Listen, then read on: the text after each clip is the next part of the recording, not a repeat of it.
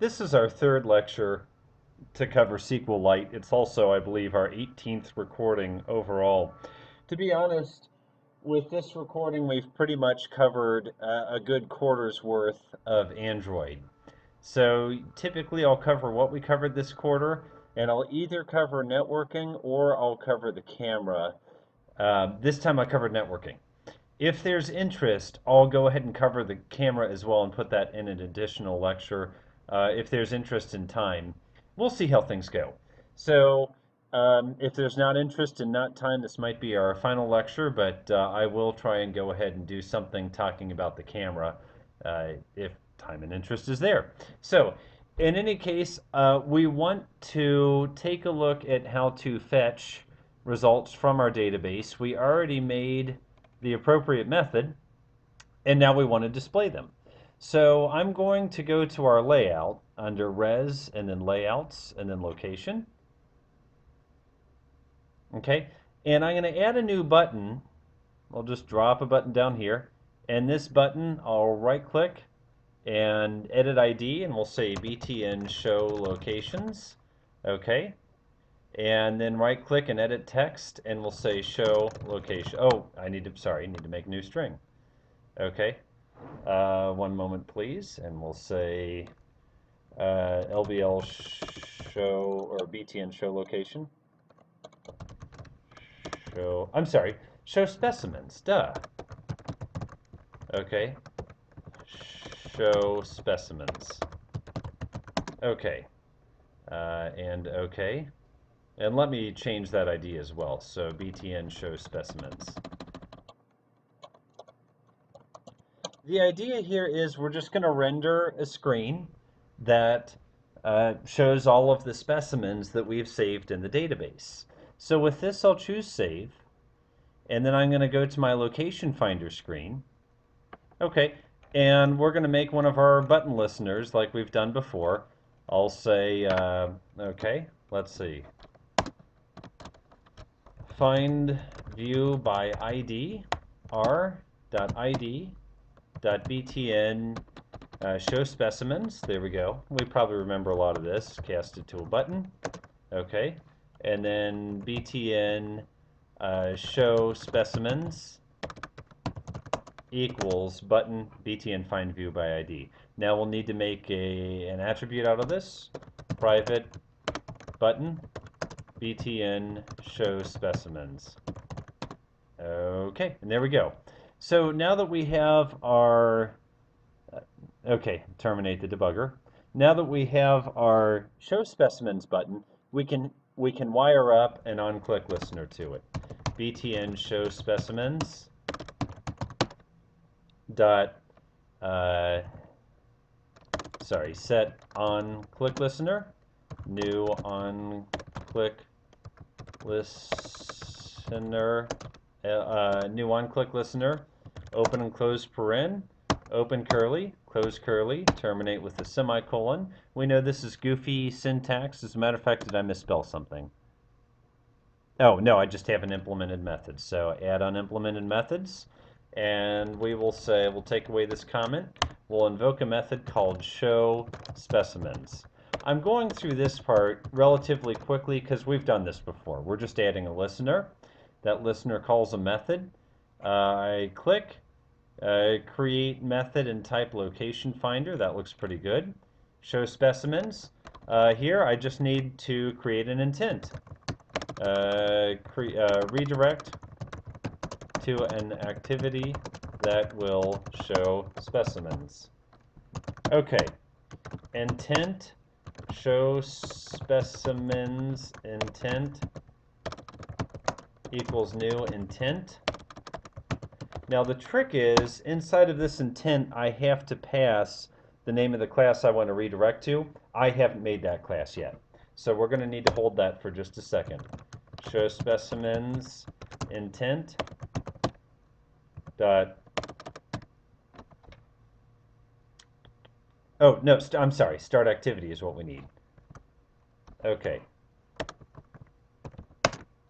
Okay, and remember in Eclipse, if we start typing a method name of a method that's in our current class or in a superclass, it knows that we're trying to call that method.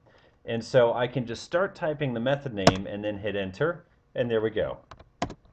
Okay, so we do need to fill out this blank here, which is the intent that, or the activity that we want to call. We haven't created that yet. Now, what are we going to do? Well, remember our plant results activity? That was pretty simple because we didn't need to make a layout for it because it extends list activity. One quick thought here. Tell me that, good, that extends context. We're in good shape. So we'll make something just like this. As a matter of fact, I might just, this will be fine. Okay, we'll make something just like this. I'm going to right click on the package, new, class, and we're going to say here, show specimens activity. Superclass is going to be list activity. Remember, we can use just capital letters to shorten that search. One moment, because I've lost the, there we go. Okay, and we're back. Okay, now I start with an on create. Okay, there we go. And with this, I just want to wire up to the list that's going to show us results. Okay, so let's go to my plant results activity, and what we need is we need one of these set list adapters here, where we provided an array adapter. Okay, the context, how we want to show it, and what we want to show. Okay, this will be pretty straightforward actually. First, we need to invoke that query. Invoke the query that's going to give us all of our specimens back. So for that, we need an attribute of type iPlantService. Okay, one moment, please. Okay. Now, Control-Shift-O, organize imports. Now, within our onCreate method, we can initialize the plant service. Okay. Plant service equals new plant service. Of course, we need to give it a context, so we just pass in this. Okay, Control-Shift-O, organize imports again. And now we'll say fetch all specimens. Okay, plant service, fetch all specimens. There we go. Okay, now Control 1 is going to tell us what happens if something goes wrong. Let's surround it with the try-catch. And again, let's think carefully about what we want to do if there's an exception. Okay? I'll go to my location finder, and I'm going to borrow the logging statement that I have here and also the toast. We're still within a user interface layer, so it's okay to raise a toast here. So what we'll say is unable to retrieve specimens. Okay, and then just message, boom, there we go. We still want to log it, all that is good. Okay, now what we're going to do is we want to store these retrieved specimens in a new local variable. Okay, that'll be fine, all specimens, yep, that looks good. Okay, and this is what we're going to put into our array adapter, and the array adapter is what's going to feed the screen. Once again, where do we want to take this collection and put it into the screen? Do we want to do it between fetching the collection and the catch block, or after the catch block? Well, it only makes sense to populate the screen with results if we got results. And we're only going to get results if we didn't hit the catch block. So the best place to populate the screen is after searching for the data and before the catch block. Okay? Populate the screen. Okay? Okay. Fetch specimens. Okay. And populate the screen. Okay. So now this dot set list adapter, new list adapter. Is that what I want? Okay. Let me go back and remember. New array adapter. Sorry, new array adapter. I was going to say, that seems a little bit off. New array adapter. Specimen. Okay. because we're going to show specimen objects. Okay, context, and then we need that constant, that really weird constant. So I'll just copy that in. Do a little borrow, copy, paste here. And again, we've done this before, so I'm going through this a little quicker than if it were our first time. We did this when we made our plant results screen several recordings ago. So if I'm going too fast for you, maybe you want to go back and review the recording where I initially set up plant results. Okay, and then all specimens.